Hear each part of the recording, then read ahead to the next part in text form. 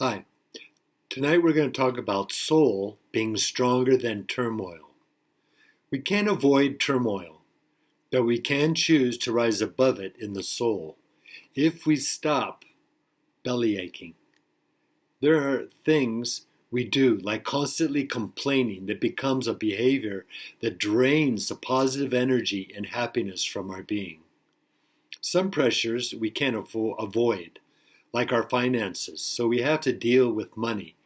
But we can find a healthy balance if we contemplate our spiritual life. We can't ignore or escape our physical and mental life, but we can make our life happier with centering, a kind of spiritual practice.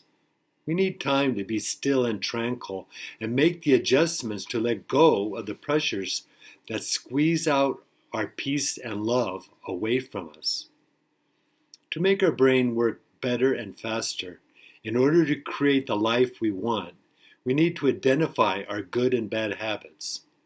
We have a choice in what programs our mind runs, so we can load good habits and delete the bad ones. This is an upgrade for our mental operating system, so we can be less impulsive, less reactive, and more productive. We can't stop the waves of turmoil, but we can improve our operating system to be able to go with the flow and surf the waves. Vincent van Gogh said, "There is peace even in the storm." Lao Tzu said, "At the center of our being, you have the answer. You know who you are and you know what you want." And the Dalai Lama says, "We can never find peace in the outer world until we make peace with ourselves." Neuroplasticity is the science of our brain and how it forms new neural connections with good and bad habits that help us succeed or hold us back. It maps the brain's ability to modify, change, and adapt in our life's response to experiences. To reach our highest potential, we need to load new programs onto our mind to utilize our ability to form new neural connections. This key feature is our beliefs, because they influence how our brain can be used, the foundation information that is our operating system. Updates are essential for maintenance as a means to improve ourselves so we can work better and faster while enjoying what we are doing. Therefore, we consider our beliefs to make sure they assist us in our spiritual awareness and our ability to stay centered. We can alter old beliefs and fears, update them so they can contribute to a better life with good habits and repetition to reconnect neurons to a positive outlook.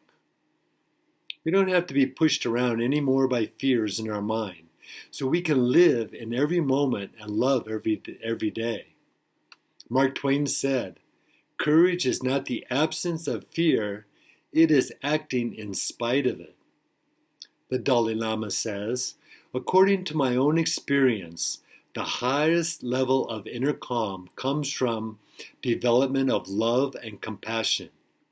The more concerned we are with the happiness of others, the more we increase our own well-being.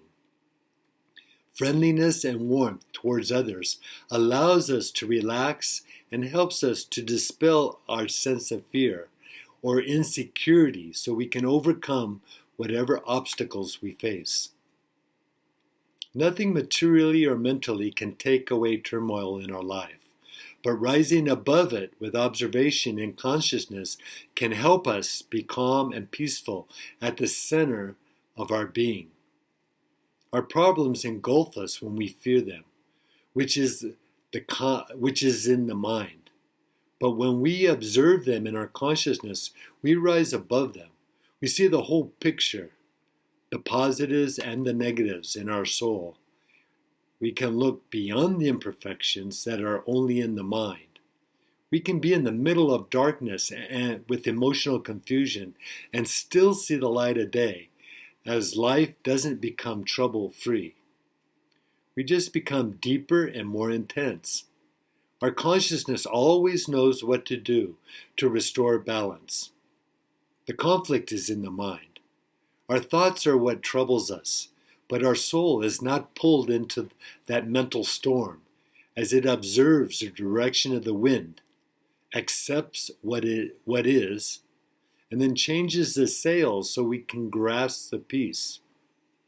We all have struggles and they are all different, so we have to work out our own problems by making contact with consciousness. Our problems don't define who we are, but they form the individual we become, and they change our life for the better when we face them. Mahatma Gandhi said, "Strength does not come from winning. Your struggles develop your strengths." When you go through hardships and decide not to surrender, that is strength. Khalil Gibran said, "Out of suffering have emerged the strongest souls. The most massive characters are seared with scars." Our strength comes from rising above and confronting our problems, one after another, without getting discouraged, because we grow stronger from the conflict. Satisfaction, well-being, and our cheerfulness does not come from ditching our problems, but from our ability to manage them. Our biggest disagreement is not with other people, but with ourselves, our higher self and our lower self. We experience defeat in our lower self, but never in our higher self, because it is aware of our strength and love that is with us every day. That is why we can face tomorrow. We have to be even-tempered, because in the lower self we experience the worst before we rise above it to our higher self and our greatest joy. Every person who is successful had many years of struggle, but used them to grow by being aware of what worked and what didn't, so they could confront the disturbance and change for the better. The lower self meets its end, little by little, so the higher self can take control to make us a stronger and wiser version of ourselves. Bruce Lee said, "Do not pray for an easy life. Pray for the strength to endure a difficult one." Sadhguru says, "Whatever happens to you, you can either see it as a curse and suffer it, or you can see it as a blessing and make use of it." Children of the rich who are given everything are spoiled, and if they don't grow out of it, they become rotten adults. Spoiled beings given everything develop an entitlement that deserves nothing, but they don't learn this until nobody wants to be around them. They discover they can't act in their old ways, so becoming more accountable for their actions is better than not changing or learning and having to live alone with their excuses. As we change our nature, the attitude of the people around us also changes, and it becomes another source of our happiness. Our old ways, behavior, attitude, and actions do not open new doors. So when our past that is dead and buried calls, don't answer. Our negative thoughts can't be removed. They have to be replaced with positive ones, because the negative ones close our mind. Our mind is like a parachute, only performs when it is open, and it is natural to have negative thoughts. So we need positive thoughts to open our mind. They are powerful because they release the negativity of our past and open us up to the process of life. The fear of the future evaporates with our negativity, as our positive thoughts shape our view of the world and how we respond. We can't remove negative thoughts with oppression,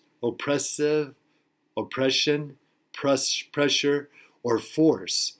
So we just need to fill our mind with wholesome, positive thoughts that make us smile. Mahatma Gandhi said, "Keep your thoughts positive because your thoughts become your words." Keep your words positive because your words become your behavior. Keep your behavior positive because your behavior becomes your habits. Keep your habits positive because your habits become your values. Keep your values positive because your values become your destiny. Therefore, we need to let our frustrations motivate us to be a game changer rather than irritating and provoking us to negativity.